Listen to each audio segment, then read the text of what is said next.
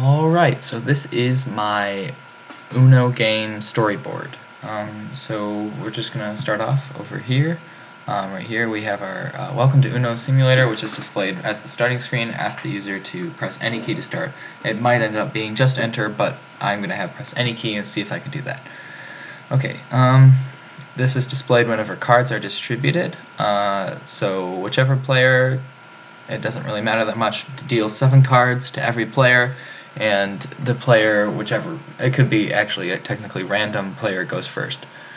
And then this is the screen for all players that rotates between 2 players until the game is over. This appears when a basic card is played, so this is when your normal number, color matches, or like a double match. So it says player, whichever player played the card of the same color or number, or sometimes both. This is the screen for that can be displayed by any player when a wild card is played by that player. Whichever player played a wild card and changed the color to whichever color they changed it to. The screen for when a skip is played by the next player. Whichever player played a skip card, so the next player was skipped, and now it is the next player's turn after the person that was skipped. Whichever player for this one is when a +2 card is played. Whichever player played a +2 card, skipping the player that would be next and making them draw 2 cards. It is now the player after's turn. And then here we've got our other set. This is the screen for when a +4 card is played. Whichever player played a +4 card and changed the color to whichever color they change it to, skipping whichever player and making them draw 4 cards.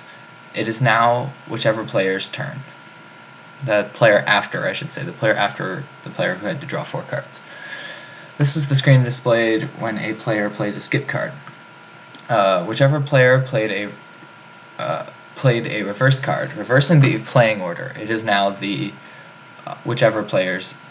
player that is affected by the reverse is turn. This is displayed when a player has Uno and says it. Whichever player, I should say, has 1 card left.